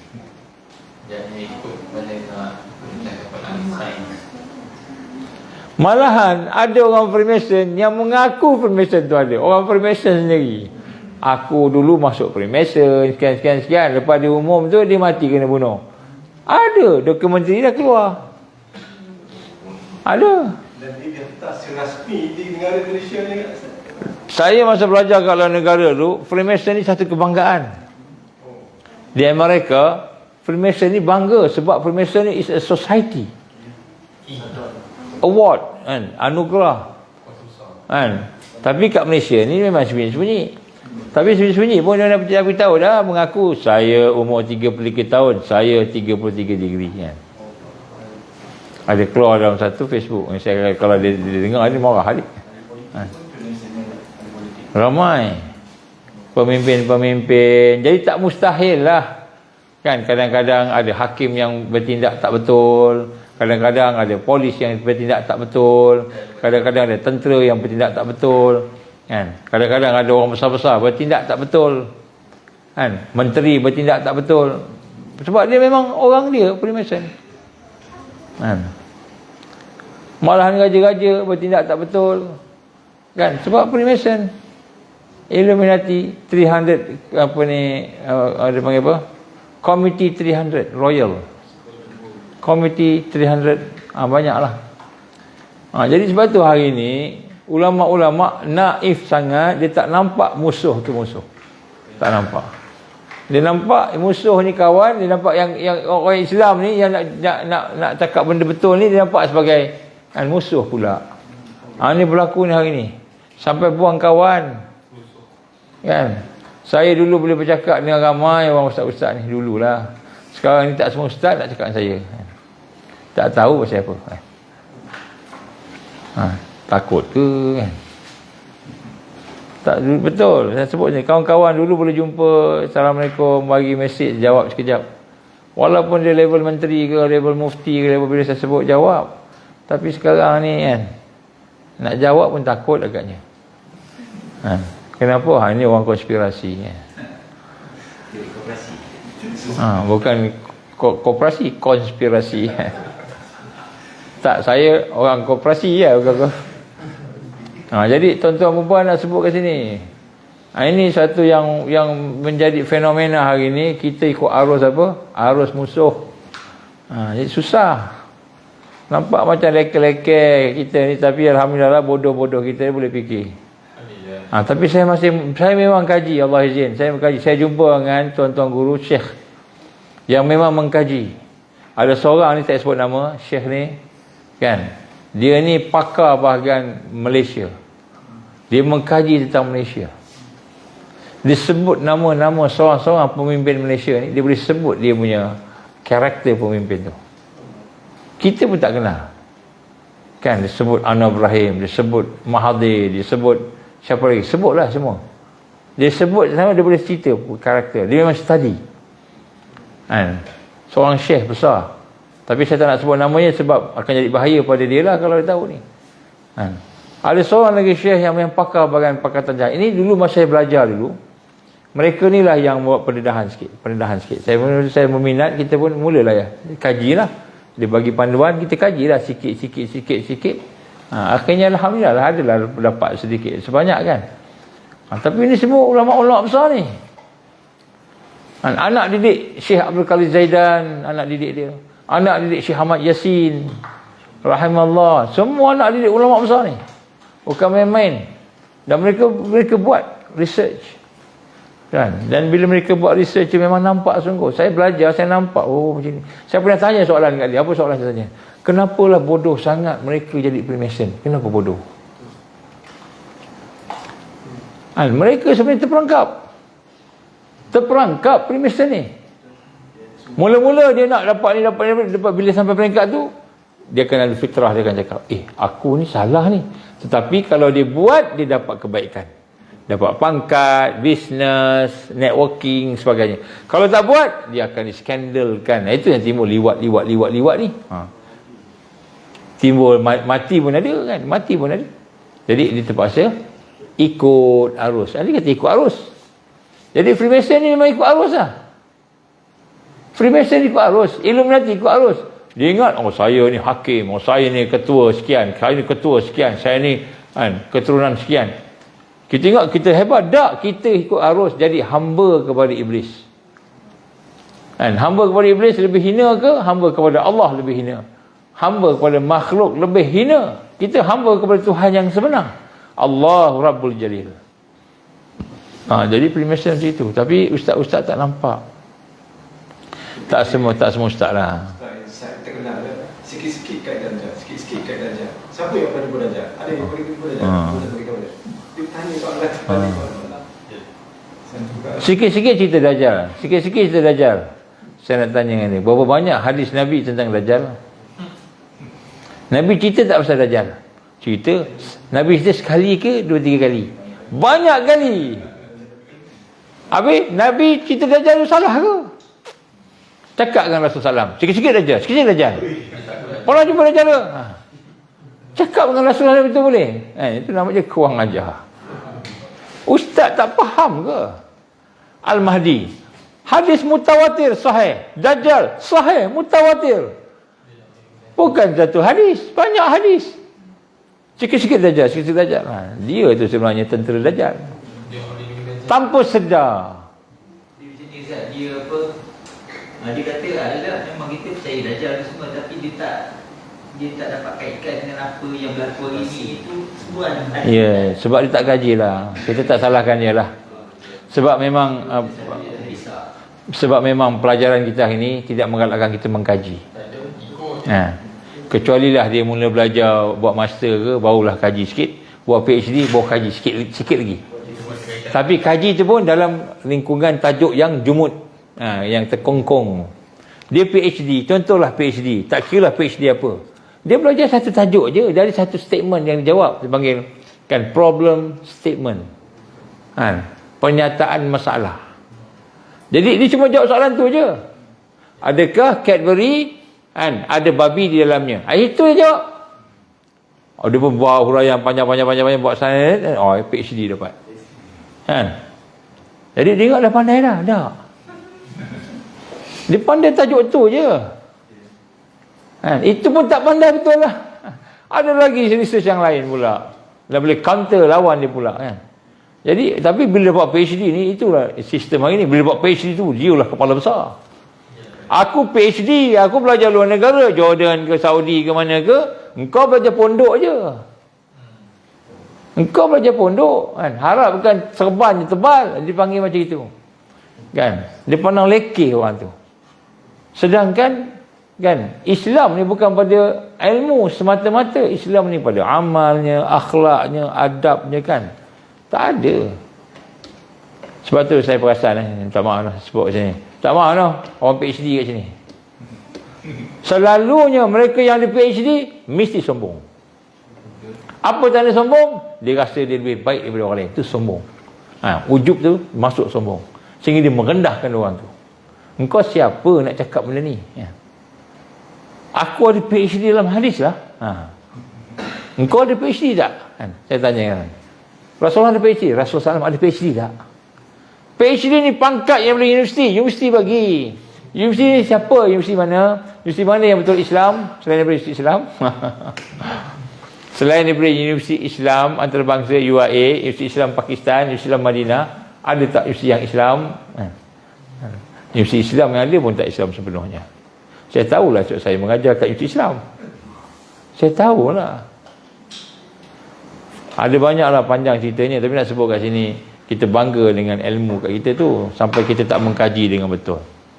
Jadi bila sebut sikit-sikit darjah, sikit-sikit darjah, tengoklah betul-betul kan. Yang kita cakap tu betul ke tak betul. Kita bimbang itu gurur. Gurur kita kena tertipu dengan ilmu kita. Saya tak cakap saya pandai, saya tak cakap saya pandai. Tapi kan saya mintalah orang yang cakap-cakap macam tu tolonglah buat kajian. Kalau nak bahan-bahan dia kita boleh bagilah, tak banyak, sikit-sikit. Saya tak nak bagi banyak, nanti lagi bodoh. Kaji sendiri. Kaji baru nampak, berkaji baru nampak. Bila kaji baru nampak. Kita main sebut je kan, gitu kan. Allah Akbar. Kadang-kadang geram dia keluar perkataan-perkataan macam itu lah kan. Tak maaf lah. Dia geram sangat sebab dia menipu rakyat, menipu umat. Dia tak tahu, cakap tak tahu lah, minta maaf lah, saya tak kaji tentang Dajjal. Cakap macam itu.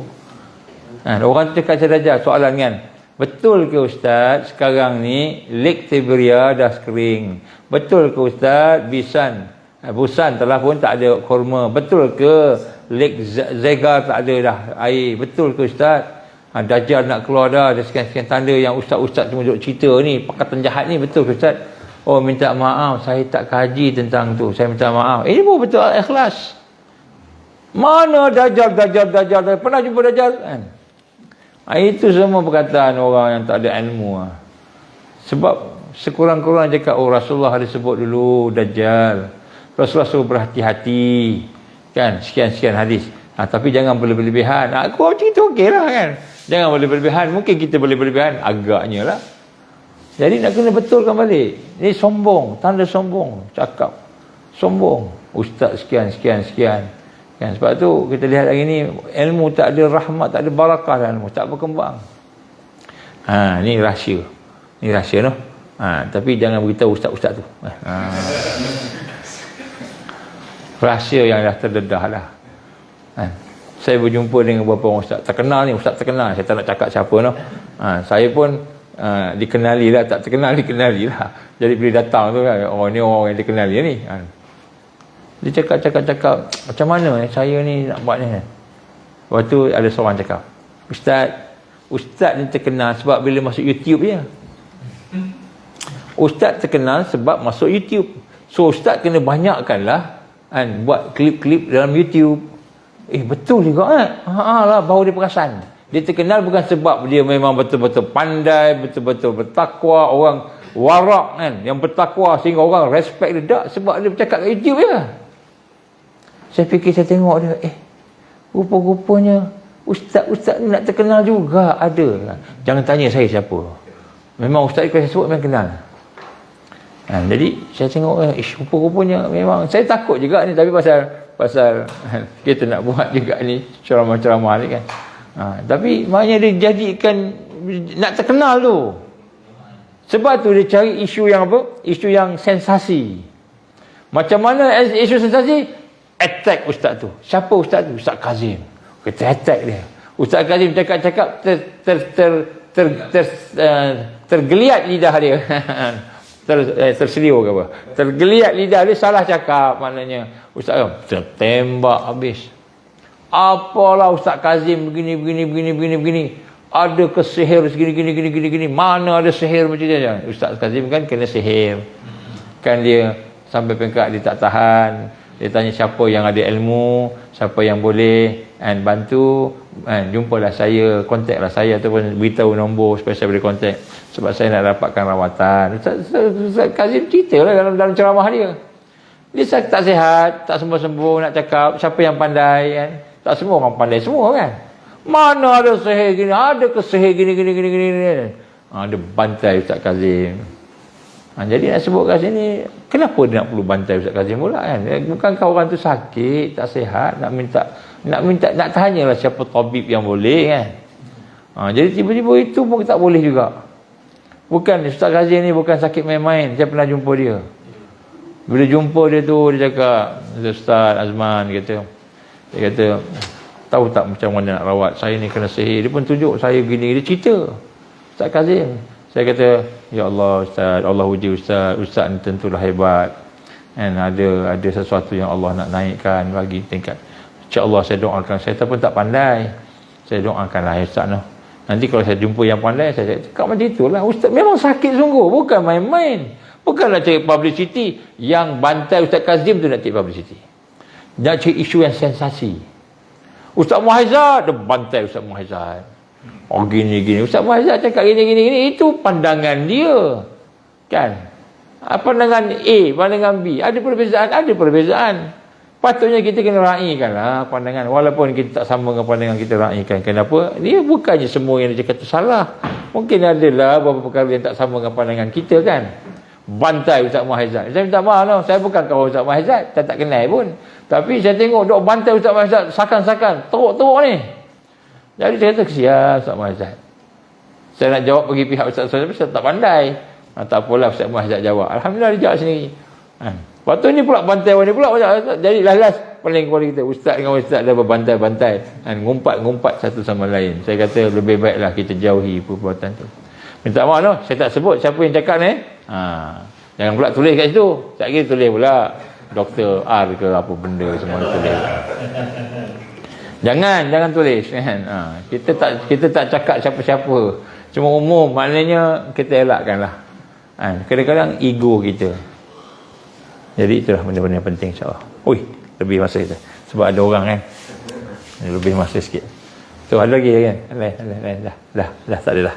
Dah nak balik dah semua. Nak makan kan. Satu lagi ada. Alhamdulillah. Imam kita ada silakan. Imam Munah ya silakan.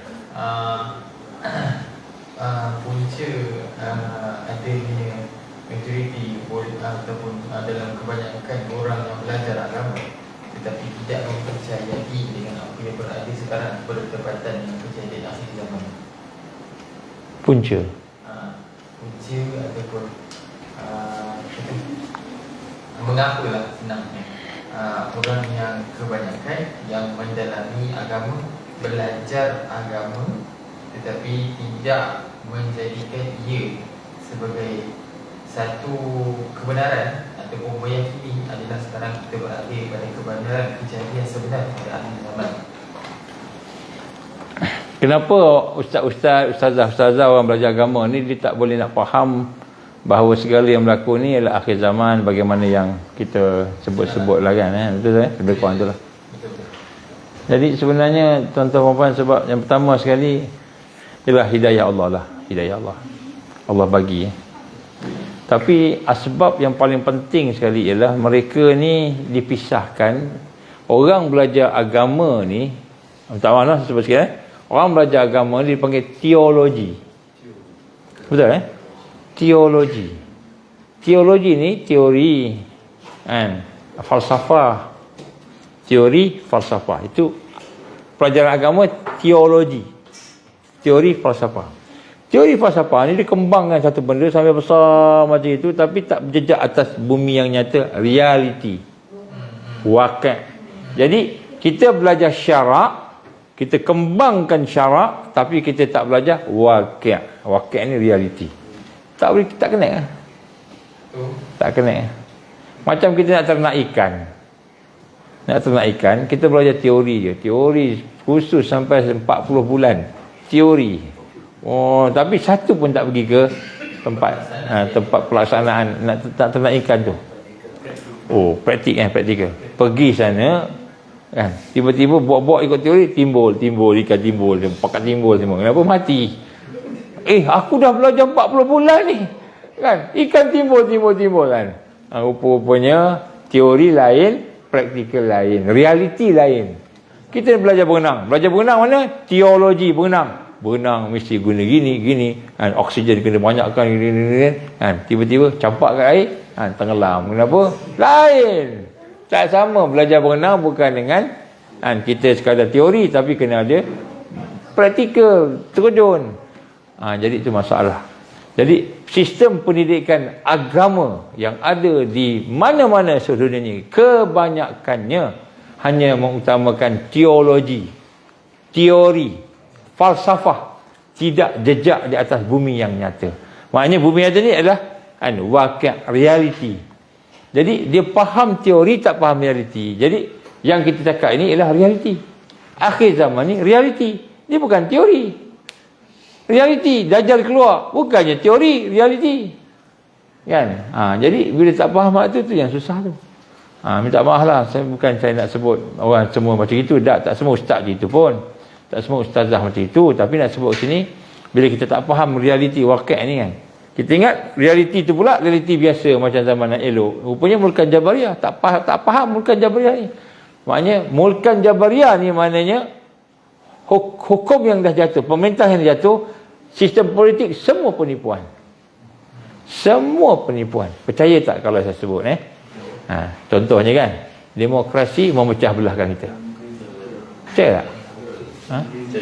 Dia untuk menghancur. Pecah belah kan. Kita tengok demokrasi nak pilih pemimpin, tak, rupanya demokrasi pecah belah kan. Macam mana yang demokrasi yang betul-betul boleh menyatukan itu? Maknanya undian macam ni, yang ikut cara Islam lah macam itu. Macam mana? Nanti kita cerita benda lain. Tak kita dah 1 jam pula. Jadi maknanya kita kena tipu. Sebab tu kenapa jadi itu? Yang satu, sebab memang tidak belajar realiti. Yang kedua, siasah yang ada pada hari ini halus tipu daya dia. Halus, memang halus sangat. Dia boleh cakap pasal Islam, dia boleh cakap pasal iman, dia boleh cakap pasal ni, tapi rupanya di belakangnya tu ada benda lain, keuntungan yang dia nak dapat. Dunianya, ekonominya. Ini politik lah. Jadi bila politik tu menipu, kita ni pula yang belajar agama ni jujur-jujur, lurus-lurus belaka, kena tipu lah. Kita kena faham waqi' tadi. Wallahu'alam. Jadi mudah-mudahan Allah ampunkan kelemahan kita. Mudah-mudahan Allah beri petunjuk pada kita, insya-Allah. Cukup kau dah. Dah 11.30 dah ni. Kita mula pukul apa tadi? 9.30. 9.30 lebih ya. Dekat 2 jam orang gini. Sebab ramai orang. Sebab ramai orang. Kalau ramai orang ni okey sikit. Okey dah.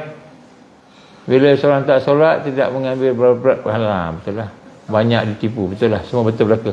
Yang tulis-tulis kat sini, semua ni konspirasi punya orang ni. Semua betul belaka ni. Ciri ulama usul dunia boleh. Kenapa bangunkan kekuatan insaniah? Ingat, okey, insya-Allah, okeylah. Bolehlah, insya-Allah. Tak ada hak jenis cyber trooper tak boleh masuk sini Kita hak cyber trooper kita delete. Kalau tak mengamuk banyak mengarut sini. Dia bukan nak dengar, dia kacau kan. Jadi alhamdulillah yang ini serius dah. Insya-Allah munafik tu yang ditakuti. Ni semua baik-baik. Waqi' reality ni semua baik-baik. Sangat bernilai ilmu. Ha pun ada juga. Ni dia tak apa sebab dia tak kutuk, dia gelak sama-sama kita gelak kan. Kita gelak dia gelak. Jadi sinkroni lah kan. Synchronize. Insya-Allah dah. Alhamdulillah. Jadi semua sefikrah ni. Okey. Saja gurau-gurau dah malam ni. Sekejap lagi nak driving kantuk kan. Jadi kita ni ramai kawan-kawan kita nak balik ke Kuala Lumpur lah, ke mana, insya-Allah. Auzubillahi minasyaitonir rajim. Bismillahirrahmanirrahim. Alhamdulillahirabbil alamin wassalatu wassalamu ala asyrafil anbiya'i wal mursalin wa ala alihi washabbihi ajmain. Allahumma innaka ta'lamu anna hadhihi al-qulub qad istamat ala mahabbatik wa taqat ala ta'atik wa tawahadat ala da'watik وتعاهدت على نصرة شريعتك واثق اللهم رابطتها وأدمدها واهدها سبولها واملأها بنورك الذي لا يخبو واشرح صدورها بفيض الإيمان بك وجمل التوكل عليك وأحيها بمعرفتك وأمتنا على شهادة في سبيلك يا الله إنك نعم المولى ونعم النصير اللهم يا مقلب القلوب ثبت قلوبنا على دينك وعلى طاعتك وعلى جهاد في سبيلك لا إله إلا أنت سبحانك إنا كنا من الظالمين ربنا لا تزغ قلوبنا بعد إذ هديتنا وهب لنا من لدنك رحمة إنك أنت الوهاب ربنا هب لنا من أزواجنا وذرياتنا قرة أعين واجعلنا للمتقين إماما ربنا أتمم لنا نورنا واغفر لنا إنك على كل شيء قدير ربنا آتنا في الدنيا حسنة وفي الآخرة حسنة وقنا عذاب النار ربنا تقبل دعاءنا إنك أنت السميع العليم وتب علينا يا الله إنك أنت التواب الرحيم وصلى الله على سيدنا محمد وعلى آله وصحبه وبارك وسلم سبحان ربك رب العزة عما يصفون سلام على المرسلين والحمد لله رب العالمين سبحانك اللهم وبحمدك أشهد أن لا إله إلا أنت أستغفرك وأتوب إليك بسم الله الرحمن الرحيم والعصر إن الإنسان لفي خسر إلا الذين آمنوا وعملوا الصالحات وتواصوا بالحق وتواصوا بالصبر وبالله التوفيق والهداية السلام عليكم ورحمة الله وبركاته